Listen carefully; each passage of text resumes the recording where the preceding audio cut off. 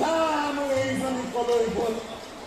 তাইক ক'লো কাপোৰখিনি ধুব লাগিব, সোনকালে আহিবি। কাপোৰ ধোৱাটো বাদেই ঘৰত ৰ'বলৈও সময় নাই। ক'ত সময় হ'ব? সেই নদীলৈ গৈ ডেকাবোৰৰ লগত গা খেলাই ফুৰিবলৈ সময় ওলায়। এইজনীৰ পৰা মোৰ মানে আৰু শান্তি নাই। আহক আজি তাইৰ ঘৰলৈ, তাইক মই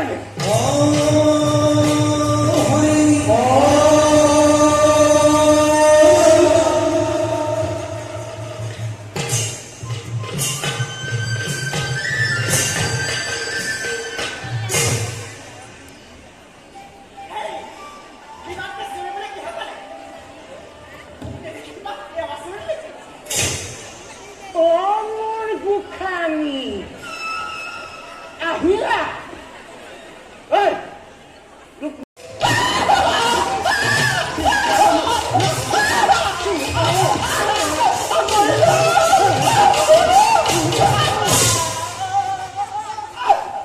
যা বুলিছো নহয়, এতিয়াই মাৰা পিতাৰাৰ ঘৰলৈ যা।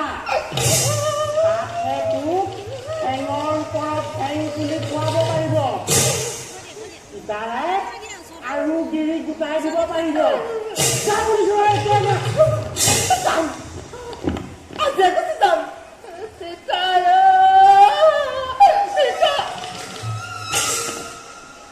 কিন্তু যোৱাৰ আগতে ক'ব লাগিব মোৰ দুখ কি। এই বুঢ়ী বয়সত একুৰিমান ল'ৰা ছোৱালীৰ মাক হৈ তিলিঙা ডেকাৰ লগত লেপি পেপি কৰি ফুৰিবি, আৰু তাৰ পাছত কবি মোৰ গাত দুখ কি। গতিকে তোৰ দৰে অপতি তিৰিৰ লগত মই আৰু সংসাৰ নকৰো।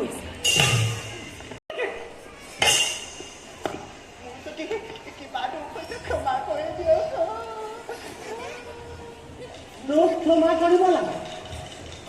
তোৰ নিচিনা তিৰোতাক ক্ষমা কৰিবলৈ মোক কি ৰজাই ৰামচন্দ্ৰ কৈছো। তুৰন্তে মোৰ ঘৰৰ পৰা বাহিৰ হ বুলিছো নহয়, বাহিৰ হ।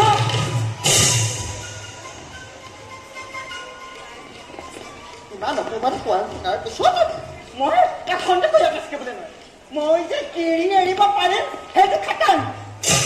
কিন্তু মই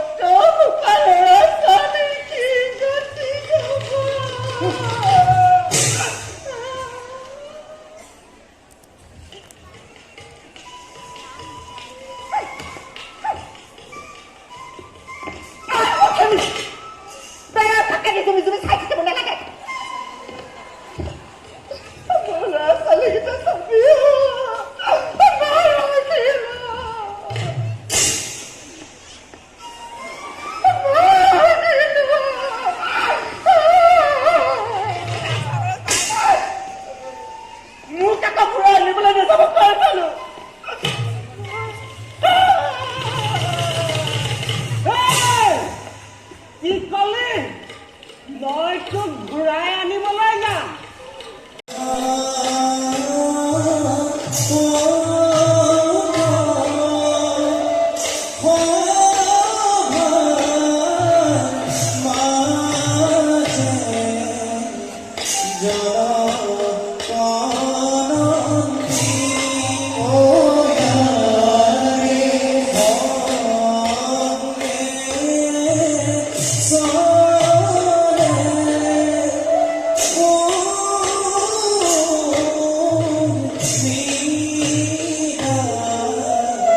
Yeah.